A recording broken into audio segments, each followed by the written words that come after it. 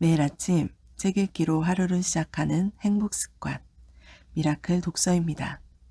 오늘 함께 읽어볼 책은 투자를 어떻게 할 것인가. 성공하면 크게 얻고 실패해도 손해가 없는 단도 투자. 모니시 파브라이 지음, 김인정 옮김. 일의 미디어에서 펴낸 책입니다. 저자 모니시 파브라이. 모니시 파브라이는 1950년대 워렌 버핏이 설립한 버핏 파트너십을 모델로 설립한 투자그룹 파브라이 인베스트먼트 펀드의 공동 대표이다. 파브라이 펀드는 1999년 설정 이후 연평균 28% 이상의 수익률을 달성하고 있다. 포브스와 바론즈에 소개되었고 CNBC와 블룸버그 TV 및 라디오 등에 출연했다. 한국어판 서문.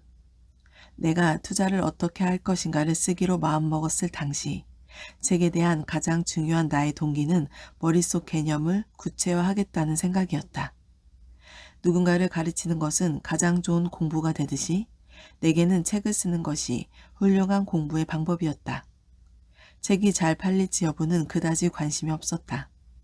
더군다나 그때는 언젠가 한국어판이 출판되리라고는 생각조차 하지 못했다. 그러나 지금 이렇게 한국의 독자를 만나게 되었다. 투자를 어떻게 할 것인가에서 소개한 가치 투자의 원칙들은 어디든지 보편적으로 적용할 수 있다. 시애틀에서 적용되는 이 원칙은 상파울루, 싱가폴, 그리고 서울에서도 마찬가지로 적용할 수 있다. 그런데 특히 지금은 한국의 독자들이 이 책을 읽기에 대단히 좋은 시점이다. 주식은 여타 다른 자산군에 비하여 장기 투자의 성과가 뛰어난 편이지만 그 상승세가 순탄치만은 않다.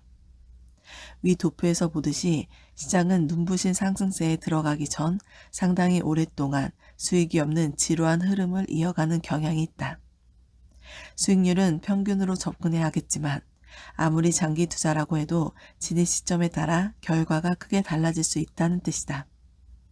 이러한 관점에서 한국 주식시장의 현재 상황은 특별히 흥미롭다. 실제로 나는 지금의 한국 시장은 저평가된 주식을 찾아 담기에 세계에서 가장 좋은 곳 가운데 하나라고 생각한다. 1989년부터 2009년까지 코스피 지수는 횡보 추세를 이어갔다. 수익률은 0이었다. 1999년부터 2018년도까지 사실상 횡보 국면이었다. 1989년은 꽤 명백한 고평가였고 현재는 상당히 큰 폭으로 저평가된 상태다. 처참한 수익률이 30년 가까이 이어지면서 투자자들은 마침내 두 손을 든다. 그리고 주식시장에 대한 투자자들의 관심이 바닥으로 떨어졌을 때 가장 좋은 기회가 찾아온다. 2018년은 한국 주식시장에 투자할 사상 최적의 시점 가운데 하나이다. 한국은 지난 30년 동안 많은 긍정적인 변화와 개혁을 이루어냈다. 한국 사회의 부패 정도는 수십 년간 최저 수준이고 강력한 자유 언론은 정부로 하여금 긴장을 늦추지 않도록 만든다. 노동자들의 교육과 훈련 수준도 사상 최고다. 간단히 말해서 한국의 주식시장에 단도투자 원칙을 적용하면 10년 뒤 굉장한 성과로 이어질 것이다. 마틴 루터 킹 목사의 표현을 빌리자면 바로 지금이 기회이다. 반짝이는 보물이 가득한 한국 주식시장에서 독자 여러분이 행복한 단도투자를 즐기기 기원한다.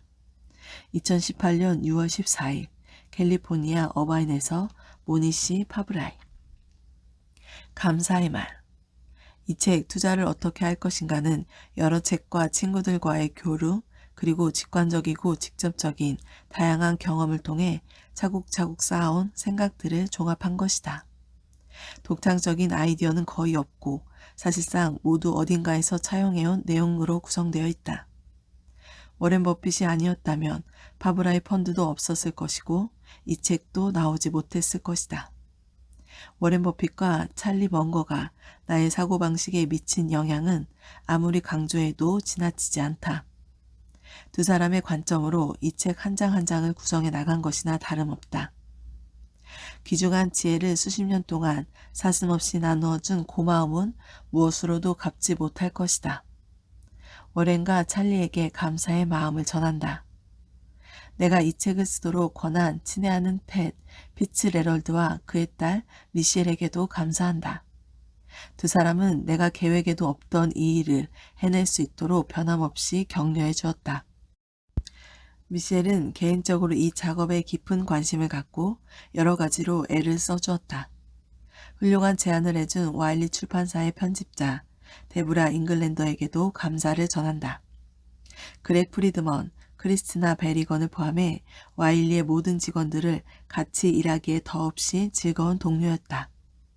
젊은 기업가들의 모임인 젊은 경영인 협회 산하포럼의 동료들도 매 순간 함께 해주었다. 테리 애덤스, 앤디 그레이엄, 데이비 하우스, 마이클 마스, 마크 모지스, 제이 리드, 라이언 리치스에게 감사를 표한다. YPO는 지난 9년 동안 내 삶을 변화시킨 멋진 경험이었다. YPO의 일원이 되지 못했다면 파브라이 펀드도 그리고 이 책도 없었을 것이다. YPO에서 받은 혜택은 무엇으로도 갚지 못할 것이고 그런 의미에서 나는 YPO의 영원한 빚을 진 셈이다. YPO는 굉장한 조직이다. 내게 단도라는 용어를 처음 들려준 사람은 대학 시절 룸메이트인 아자이 대사이였다. 10년 정도 연락을 하지 못하다 다시 만난 우리는 단도에 관한 멋진 대화에 열을 올리며 무척 즐거워했다. 파브라이 펀드의 사무장 이사벨 시코어와 소스 4의 메리베스 내기는 원고를 훌륭히 감수해 주었다. 원고 교정에 도움을 준 휘트니 틸슨에게도 고마움을 전한다. 친구인 샤이 다르다슈티는 나눔에 관한 중요한 내용을 책에 담을 수 있도록 도와주었다. 좋은 친구이자 이웃인 사미르 도시는 마닐라 차우드하리를 소개해 주었고 그와 만난 이야기를 나눌 수 있도록 다리를 놓아주었다. 바쁜 일정에도 시간을 내어 만남과 대화에 응해준 마닐라에게도 감사를 전한다. 나의 딸 몬순과 모마치는 집필을 시작할 때부터 잔뜩 들떠 나를 도왔다. 나는 책을 쓰는 동안 줄곧 나의 두 딸, 내 아이들의 미래의 아이들, 그리고 그 아이들의 아이들을 생각했다. 내 증손자들이 먼지가 뽀얗게 내려앉은 투자를 어떻게 할 것인가를 찾아내 읽는 모습을 생각하면 커다란 기쁨이 몰려왔다. 그 모습을 직접 볼 수는 없을 테지만 다른 무엇보다도 그 상상 덕분에 이렇게 책을 마무리할 수 있었다. 고인이 되신 나의 아버지 옴파브라이는 내가 10대가 되기 전 이미 소중한 단도 교육을 가르쳐주기 시작하셨다. 그리고 결코 멈추지 않으셨다. 나는 대학에 가기 전 이미 MBA 공부를 한 셈이었고 지금도 일상에서 그 교훈을 활용하고 있다. 보고 싶은 아버지 감사합니다. 어머니께 배운 간편한 계산법은 지금도 기업을 재빨리 분석할 때 유용하게 활용한다. 아내이자 가장 좋은 친구인 하리나 카푸르는 내가 무엇을 하든 늘 든든한 조력자가 되어주었다. 원고를 가장 먼저 읽은 사람도 아내였다.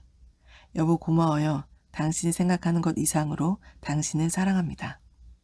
삶은 하나의 여정이고 여정 그 자체가 우리의 목적지다. 지금까지 나의 여정은 환상적이었다. 많은 사람의 도움이 있었기에 가능한 일이었다. 한 사람 한 사람에게 감사의 말을 전한다. 모니시 파브라이. 역자 후기. 컨저버티브 웨스 매니지먼트 대표로 임상심리학 박사이자 투자자 전문가인 필 디머스는 포브스에 모니시 파브라이에 관한 글을 기고하며 파브라이를 워렌 버핏, 찰리 먼거, 세스 클라만, 조엘 그린블랙과 같은 전설적 가치 투자자의 계보를 잇는 인물로 평가했다. 필 디머스에 따르면 2013년 9월 기준 파브라의 롱 온리 주식형 펀드는 2000년 설정 이후 S&P 500 지수 대비 474%포인트, 즉 1103% 초과 수익률을 기록했다. 이처럼 놀라운 수익률은 어떻게 가능했을까? 답은 단도 투자에 있다. 단도 투자의 기본은 성공하면 큰 수익을 얻고 실패해도 손실이 거의 없는 투자 기회를 찾는 것이다. 파브라이는 이 책, 투자를 어떻게 할 것인가에서 단도 투자 기회를 판단하는 기준이 되는 9가지 매수 원칙과 실제 사례, 적절한 매도 원칙을 제시한다. 파브라이는 단도 투자를 사실상 위험을 전혀 부담하지 않으면서 부를 창출하려는 노력으로 정의하고 실제 성공 사례를 소개한다. 미국의 모텔 제국을 일군 파텔들과 마닐랄, 인도 출신 철강 재벌 락슈미 미탈은 일시적으로 크게 저평가된 사업을 매력적인 가격에 인수한 뒤 자신만의 경쟁 우위, 즉 해자를 적극 활용해 사업을 확대했다. 파텔이 뛰어든 모텔업은 신생 분야가 아닌 오랫동안 현금 흐름을 창출해온 사업이었으며 비용 절감이 곧 경쟁 우위로 작용하는 단순한 사업이었다. 마닐랄은 직장에 다니며 훗날 자본금이 될 자금을 저축하고 투자 대상을 물색했다. 인내심을 갖고 확실한 기회가 나타나기를 기다린 것이다. 미탈은 심각한 불황에 시달리던 철강업에 적은 자본을 투자해 성공했다. 한편 버진그룹 창업자 리처드 블랜스는 경쟁자가 쉽게 모방할 수 없는 강력한 해자를 확인한 경우에만 사업에 뛰어들었다. 블랜스는 투자 자본을 최소화해 위험을 배제했다. 모두 성공하면 큰 수익을 얻고 실패해도 손실이 거의 없었던 투자 사례들이다. 이들처럼 사업체 전체를 인수할 수 없는 일반 투자자인 우리는 주식에 투자해 사업의 일부를 소유하고 동일한 성과를 누릴 수 있다. 파브라이는 일반 투자자가 모방할 수 있는 9가지 단도 투자 원칙을 다음과 같이 소개한다. 1. 기존 사업에 투자하라. 주식 투자는 적은 자본으로 간단히 기존 기업을 사들이는 방법이다. 좋은 성과를 내려면 확률이 크게 유리할 경우에만 투자해야 한다. 2. 단순한 사업에 투자하라. 내재 가치를 간단히 산출할 수 있는 단순한 사업에 투자해야 한다. 단순한 기업이란 이해하기 쉬운 기업, 즉 과거 매출과 현금 흐름 등을 이용해 미래 현금 흐름과 비용을 쉽게 추적할 수 있는 기업이다. 3.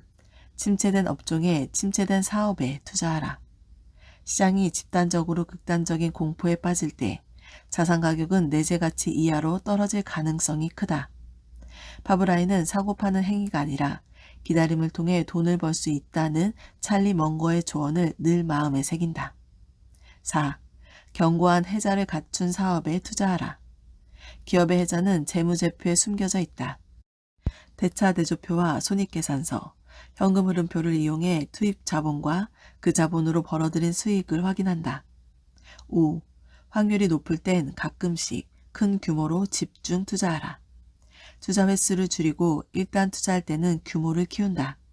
저평가된 투자 대상을 찾고 확률이 압도적으로 유리할 때 크게 투자하는 것이야말로 부를 창출하는 열쇠다. 6. 차익거래 기회에 집중하라. 차익거래는 사실상 위험은 전혀 부담하지 않으면서 투자 자본 대비 높은 수익을 거둘 수 있는 기회이다. 차익거래 기회는 차별적 우위에 기인한다. 버핏은 차별적 우위를 파악하고 그 지속 가능성을 판단하는 데 투자의 핵심이 있다고 강조했다. 7. 늘 안전마진을 추구하라.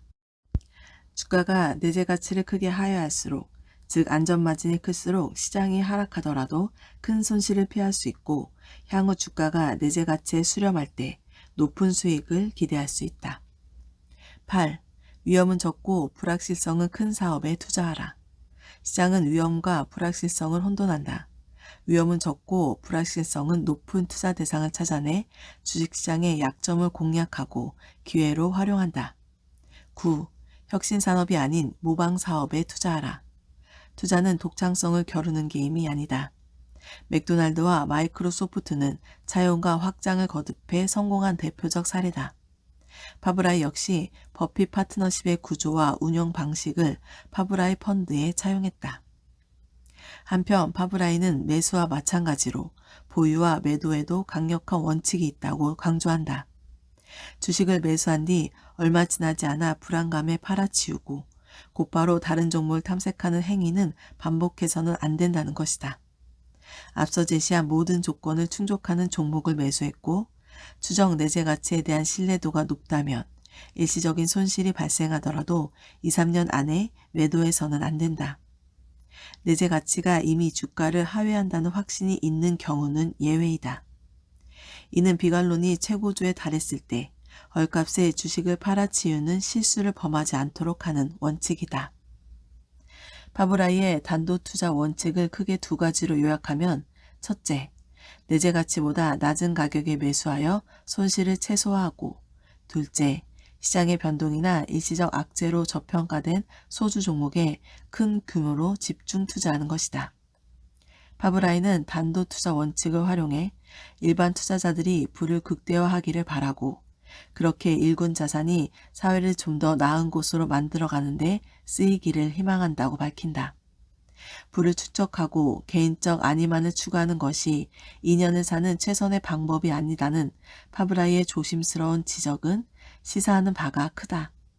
실제로 파브라이는 세계 최고 자선단체 가운데 하나인 닥시아나 재단을 설립해 인도 젊은이들에게 다양한 기회를 제공하고 있다. 라이먼 프랭크 바움의 오즈의 마법사에서 간절한 소원을 마음에 품은 도로시와 친구들을 끈질긴 회방과 힘든 여정에도 희망을 잃지 않고 노란 벽돌길을 따라 걸어 마침내 오즈에 도착한다. 필 디머스는 이렇게 말한다. 파브라이에게는 워렌 버핏의 주주서한이 오즈로 향하는 노란 벽돌길이었다. 독자들은 파브라이의 투자를 어떻게 할 것인가를 그 여정의 시작으로 삼아도 좋을 것이다. 김인정. 1장 파파 파텔 모텔 사업을 시작하다. 위험이 없는 투자를 하라. 미국 전체 인구 중 인도인은 약 300만 명으로 1%를 차지한다. 이 300만 명 가운데 상대적으로 소수만이 인도 구자라트 출신이다. 구자라트는 마하트라 간디의 출생지이기도 하다. 구자라트 남부 작은 지역에서 출발한 파텔 성을 가진 사람들은 구자라트 출신 중에서도 극히 소수다. 파텔은 미국인 500명 가운데 1명도 되지 않는다. 그런 점에서 미국 내 모텔의 절반 이상을 파텔이 소유하고 운영한다는 사실은 꽤 놀랍다. 더욱 굉장한 것은 35년 전까지만 해도 미국에는 단 한 사람의 파텔도 없었다는 사실이다. 파텔은 1970년대 초 난민으로 미국에 유입되기 시작했는데 교육 수준도 낮았고 변변한 자본도 없었다. 강한 억양과 서투른 영어 구사 능력을 생각하면 앞날도 밝아 보이지 않았다. 이처럼 극도로 불리한 여건에도 불구하고 파텔은 성공했다. 현재 파텔은 총 400억 달러 이상의 가치가 있는 모텔 자산을 미국 내 보유하고 있고 연간 7억 2,500만 달러의 세금을 납부하며 약 100만 명의 인원을 고용하고 있다. 빈곤한 소수민족이었던 파텔이 이처럼 급부상에 막대한 재원을 움직이게 된 배경은 무엇일까? 이 현상은 단도라는 한 단어로 설명할 수 있다. 단도는 구자라트 말이다. 단은 불을 뜻하는 산스크리트어 다나에서 비롯되었다. 단도를 직역하면 불을 창출하기 위한 노력이고 일반적으로 사업으로 번역한다. 사업이 바로 불을 창출하려는 노력이 아니고 무엇이겠는가?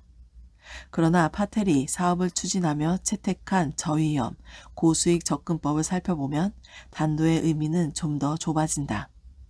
우리는 높은 수익을 올리려면 커다란 위험을 감수해야만 한다고 배워왔다. 단도는 이 개념을 뒤집는다. 단도는 한마디로 위험은 최소화하고 이익은 극대화하려는 노력이다. 파텔은 깊이 몸에 밴 반도라는 원칙 안에서 위험을 수반하지 않는 방식으로 사업에 접근한다. 파텔에게 단도는 숨을 쉬듯 당연한 개념이다. 결국 단도는 사실상 위험을 전혀 부담하지 않으면서 부를 창출하려는 노력이라고 정의하면 정확할 것이다. 기업가뿐만 아니라 개인 투자자 그리고 자본 배분 전문가들도 파텔의 단도 원칙에서 교훈을 얻어야 한다. 단도는 자본을 더욱 정교하게 배분하는 것이다. 사실상 위험을 부담하지 않으면서 커다란 수익을 올리고 이런 투자가 반복된다면 그 결과는 놀라울 것이다. 파텔이 지난 30여 년 동안 폭발적으로 순자산을 늘려온 비법이 바로 단도였다. 여기까지 너무 빨리 왔다면 잠시 편안히 앉아 긴장을 풀고 시원한 음료를 한 잔 마시며 여유를 찾아보자. 이제 놀라운 여정을 시작할 참이다. 나와 파텔 사업가들이 그랬던 것처럼 독자들에게도 이 여정이 보람있고 유익한 것이 되기를 바란다. 아라비아해를 따라 위치한 구자라트는 길고 아름다운 해안선과 함께 여러 개의 천연 항구를 갖고 있다. 복회기선이 구자라트를 정확히 가로지른다. 지리적 장점 덕분에 구자라트는 인접한 아시아 및 아프리카 국가들을 상대로 한 최적의 교역 장소가 되었다. 다양한 문화들이 긴 역사를 통해 구자라트라는 용광로에서 한데 어우러졌다. 12세기에는 파르시 교도들이 종교적 박해를 피해 이란을 떠나 구자라트의 난민으로 들어왔고 열렬한 환영을 받았다. 구자라트 사람들은 수백 년에 걸쳐 이웃 아시아와 아프리카 국가로 여행을 떠났고 익숙하게 교역을 해왔다. 파텔의 유래는 파티다르로 간단히 번역하면 지주라는 뜻이다. 구자라트에 있는 마을에는 대부분 통치자가 임명한 파티다르가 있었다. 파티다르는 토지세를 걷고 마을을 경비하며 농사를 능률적으로 이끌 책임이 있었다. 중세의 파티다르는 관리 능력과 농업 기술을 기준으로 선발되었다. 파티다르, 즉 파텔은 대개 대가족이어서 아들들은 작게 분할한 토지를 나누어 가졌고 따라서 농사를 지어 돈을 벌기는 갈수록 어려워졌다. 19세기 후반에서 20세기 초반 사이 수많은 이스마일파와 구자라트 출신 파텔들은 동아프리카의 우간다 등으로 이주했다. 이들은 장사를 하거나 고용 계약을 맺고 철도 건설 현장에서 노동자로 일했다. 수세기에 걸쳐 기업가적 성향을 발휘해온 파텔과 이스마일파 사람들은 그 후로도 수십 년 동안 우간다 사업의 상당 부분을 좌지우지했다. 그러다 1972년 이디아민 장군이 우간다의 권력을 잡고 독재에 나섰다. 그는 아프리카는 아프리카인을 위한 것이다 라고 선언하며 그 외의 사람들은 모두 아프리카를 떠나라고 선포했다. 파텔과 이스마일파 사람들을 비롯한 비아프리카인들 대부분은 우간다에서 태어났고 이미 여러 세대에 걸쳐 그곳에서 살아왔기 때문에 다른 고향은 없었다. 사업체와 재산도 모두 우간다에 있었지만 아민 장군에게는 중요하지 않았다. 그에게는 간단한 문제였다. 아프리카는 오로지 아프리카인을 위한 땅이었다. 아민은 모든 아시아인에게 발급된 거주 허가를 취소했다. 그들에게 돌아갈 고향이 있는지 여부는 상관없었다. 우간다 정부는 아시아인의 사업을 모두 몰수해 국유화했다. 보상은 전혀 이루어지지 않았다. 1972년 말에는 총 7만 명 정도 되는 구자라트 사람들이 사실상 모든 재산을 빼앗긴 채 나라 밖으로 추방되었다. 1972년과 1973년에는 세계 여러 지역에서 분쟁이 벌어졌는데 이것이 갈 곳을 잃은 파텔의 앞날에 중대한 영향을 미쳤다. 1971년 방글라데시가 탄생하고 파키스탄의 독립을 둘러싼 전쟁이 발발하면서 인도는 이미 심각한 난민 위기에 휘청거리고 있었다. 따라서 인도 정부는 우간다에서 추방된 인도 출신 사람들이 인도에 들어올 권리를 인정하지 않았다. 아민이 파텔을 추방한 시기는 베트남 전쟁이 끝날 무렵과도 일치했다. 당시 미국은 대거 유입되는 베트남 난민 문제로 씨름하고 있었다. 닉슨 대통령과 키신저 국무장관은 우간다의 상황에 대해 상세히 보고받아 알고 있었고 파텔의 어려운 처지를 동정했지만 수용할 수 있는 인도 출신 난민의 수에는 한계가 있었다. 결국 영국 연방의 일원으로서 대다수 파텔과 이스마일파 사람들은 영국과 캐나다에 정착할 수 있었다. 미국은 나머지 수천 명의 난민으로 받아들였다. 최초로 미국에 들어온 몇몇 파텔들은 모텔 사업에 뛰어들었다.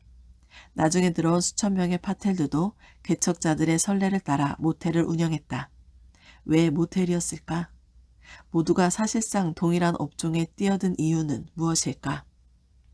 외국으로 이주한 소수민족의 역사에서는 일정한 유형이 관찰된다.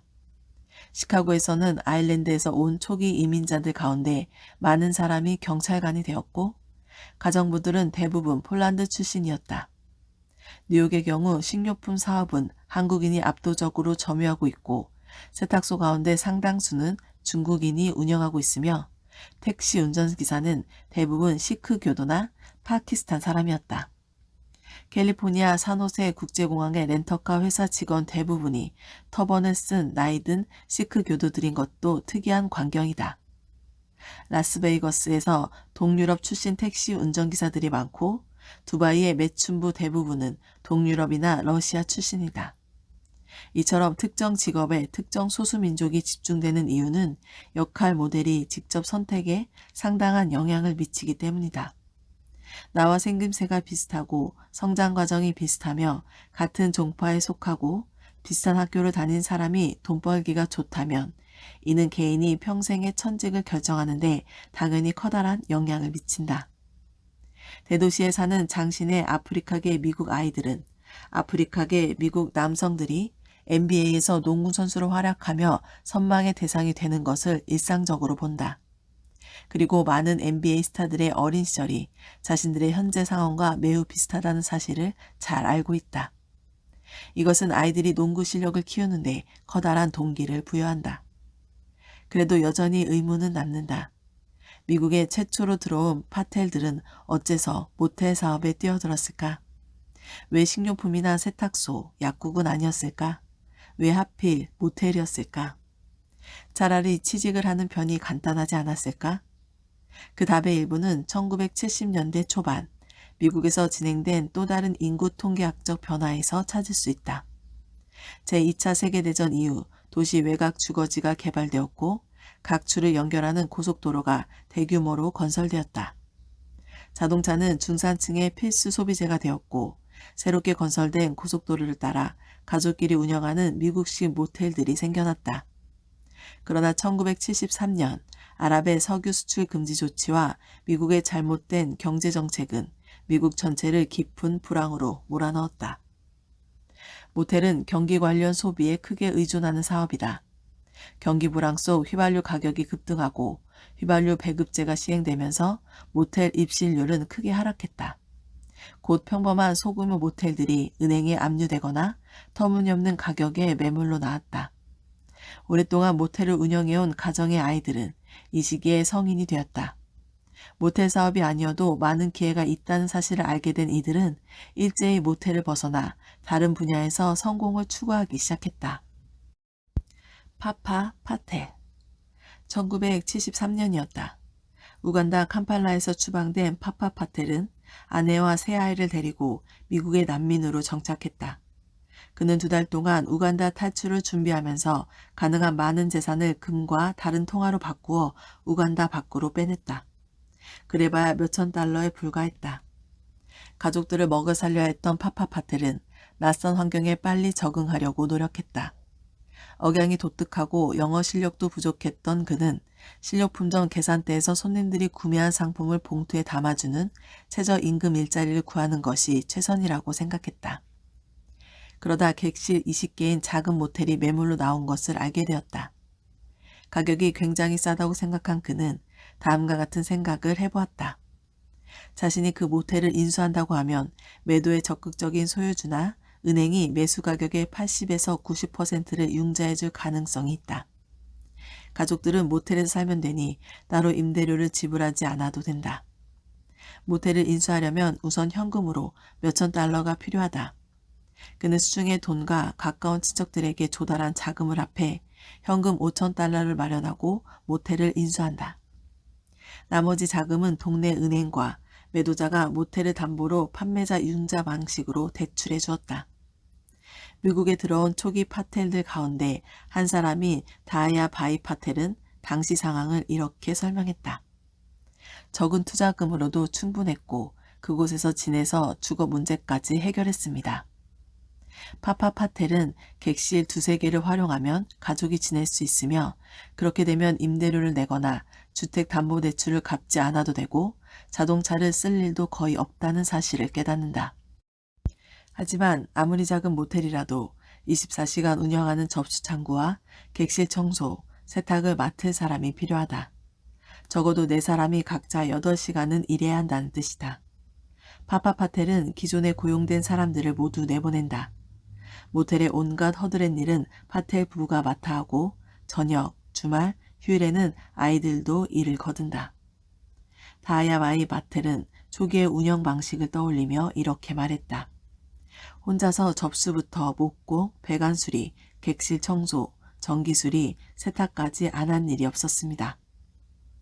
직원을 전혀 두지 않고 모든 지출을 엄격히 통제함으로써 파파 파텔의 모텔은 인근의 모텔 가운데 가장 적은 비용으로 운영된다. 숙박료는 최저 수준이지만 기존 운영자나 경쟁자와 같은 수익률을 유지할 수 있다. 결국 입실률은 높아지고 평균을 웃도는 이익이 발생한다. 경쟁자들은 입실률이 하락하면서 극심한 숙박료 인하 압력에 시달리지만 비용 구조상 파텔 모텔 수준으로 숙박료를 낮출 수 없고 그 결과 입실률과 이익은 급격히 하락한다. 파텔은 대개 채식주의자이며 소박한 생활을 한다. 1970년대 미국의 식당 대부분은 채식주의자용 메뉴가 없었기 때문에 집에서 식사를 하는 편이 훨씬 나았고 덕분에 파텔 가족은 지출을 더욱 줄일 수 있었다. 모텔 일을 하느라 밤낮으로 바쁜 파텔 가족에게는 여가 활동을 즐길 시간도 거의 없었다. 그 결과 가족의 총 생활비는 지독할 만큼 적다. 낡은 자동차가 한 대 있을 뿐 주택담보대출금, 임대료, 공과금, 출퇴근 교통비, 외식비도 나가지 않고 휴가나 오락활동에 대한 지출도 전혀 없다.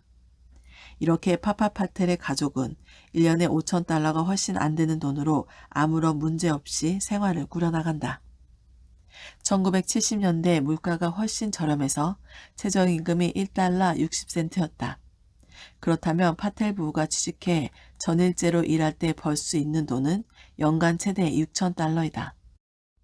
반면 객실이 20개의 모텔을 $50,000라는 헐값에 그것도 현금은 $5,000만 드리고 나머지는 대출로 조달해 인수한다면 1박당 숙박료 12에서 $13와 평균 입실률 50에서 60%만 가정해도 연간 약 $50,000의 매출을 창출할 수 있다.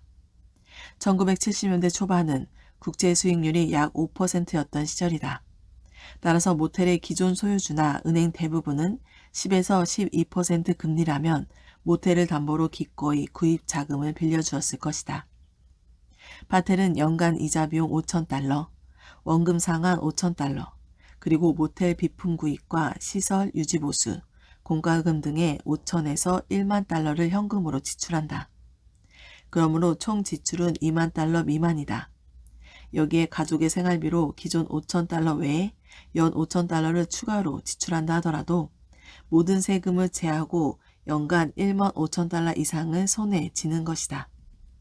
만약 현금 $5,000를 다른 파텔에게 빌렸다면 4개월 뒤 모두 갚는다. 모텔을 담보로 받은 대출금도 원한다면 3년 만에 상환할 수 있다. 투하자본 $5,000 대비 연간 수익률은 자그마치 400%에 달한다.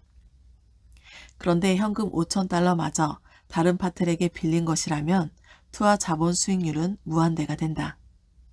한 푼도 투자하지 않고 연간 $20,000를 벌어들이기 때문이다. 그런데 만에 하나 사업이 순조롭게 풀리지 않으면 어떻게 될까? 아예 실패하면 어떻게 되는 것일까? 첫 번째 모텔을 인수하면서 파파파텔은 모텔을 담보로 제공하고 대출 기간에 개인 보증까지 서야 했을 것이다. 그러나 파파파텔의 명의의 자산은 $5,000가 전부여서 개인 보증은 큰 의미가 없다. 상한 의무를 이행하지 못하면 은행이 자산을 압류할 수 있지만 파파파텔에게 모텔 외에 다른 자산은 없다. 은행은 모텔을 인수해 운영하는 데는 관심이 없다. 그럴 만한 역량도 없다. 은행으로서는 손실이 발생하는 모텔을 팔아치워 채권을 회수하기에 매우 어려운 일이 될 것이다. 문제는 간단하다. 파텔이 모텔을 운영해 이익이 남기지 못하면 다른 누구도 이익을 낼 수 없다. 은행이 할 수 있는 최선의 선택은 파파파텔을 도와 모텔이 수익을 내도록 하는 것이다. 따라서 은행은 재협상을 통해 파파파텔이 모텔을 정상적으로 운영하도록 지원할 것이다. 상황이 나아질 때까지 원리금 상환을 몇 달간 미뤄줄 수도 있다. 대신 은행의 손해를 상쇄하기 위해 금리를 올릴 수 있다. 중요한 것은 결과다. 파파파텔은 여전히 모텔을 운영한다. 가족들도 계속해서 모텔에 거주한다. 파파파텔은 최선을 다해 열심히 그리고 온갖 수완을 동원해 일한다. 선택의 여지는 없다. 성공하든지 파산해 노숙자가 되든지 둘 중 하나다. 모텔업은 신생사업이 아니라 높은 안정성을 바탕으로 오랫동안 현금 흐름을 창출해온 수익성 있는 사업이라는 사실을 기억하자. 모텔업은 고도의 기술을 요하는 사업이 아니다. 모텔업은 저비용 사업자가 확고한 경쟁 우위를 차지하는 단순한 사업이다.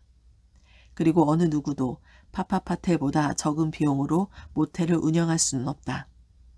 모텔업은 경기에 따라 부침이 있지만 업황은 결국 개선될 것이다. 은행은 대출금을 상환받고 있으며 모두가 행복하다. 그 중에서도 가장 행복한 사람은 파파파텔이다. 이 투자를 베팅이라고 생각하면 다음에 세 가지 결과가 가능하다. 첫째, 5,000달러를 투자해 연 400% 수익이 발생한다. 이런 성과를 10년 동안 지속한 뒤 최초 인수가격과 동일한 가격에 모텔을 매각한다. 이는 액면가 5,000달러짜리 채권에서 연 300% 이자가 10년 동안 발생하고 마지막 10년째 되는 해에 900% 이자가 추가로 발생하는 것과 같다. 모텔에서 창출 가능한 미래 현금 흐름의 현재 가치를 10% 할인율을 적용해 구한 결과 원금 5,000달러의 가치는 10년 뒤 21배 불어난다. 연간으로 환산하면 10년간 연평균 수익률은 50%를 크게 넘어선다. 둘째, 경기가 심각하게 침체되고 사업은 몇 년 동안 내리막길이다.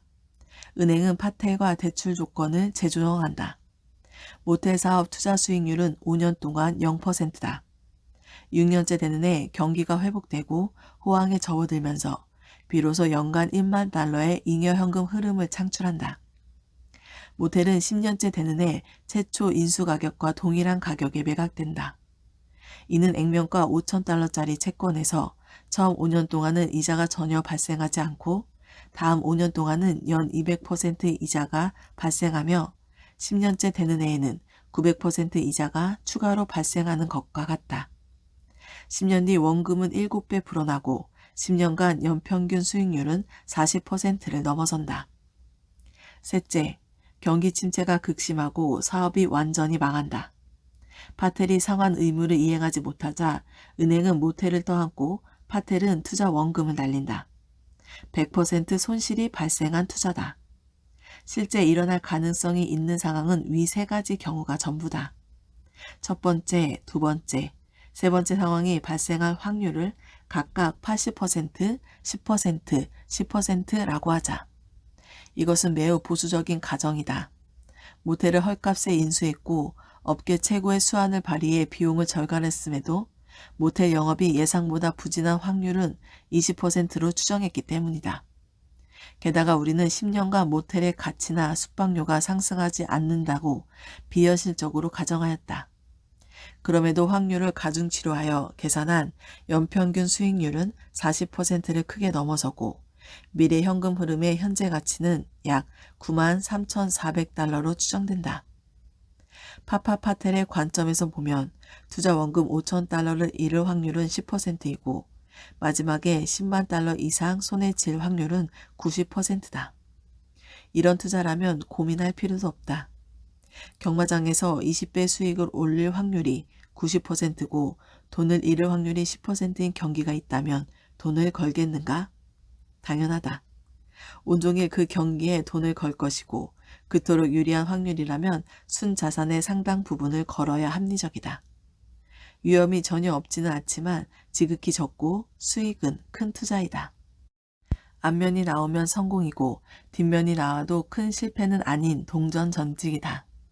즉 성공하면 큰 수익을 얻고 실패해도 손실은 거의 없는 기회인 것이다. 우리 내면의 회의론자는 위험이 적다는 사실을 확인하지 못한다. 그래서 가진 것 전부를 걸면 현실적으로 파산할 가능성이 크다고 외칠 수도 있다. 하지만 한번 생각해보자. 파파파텔은 단 한 번의 투자에 모든 것을 걸었지만 비장의 무기가 있었다. 설령 대출 기간에 모텔을 넘겨주게 되더라도 부부가 식료품점에서 손님들이 구매한 물품을 봉투에 담아주는 일자리를 구해 일주일에 40시간이 아니라 60시간씩 일하면서 저축을 최대한 늘리는 방법이 있었다. 1973년에 최저임금은 시간당 1달러 60센트였으므로 두 사람이 함께 1년 동안 일하면 약 9,600달러를 벌 수 있다.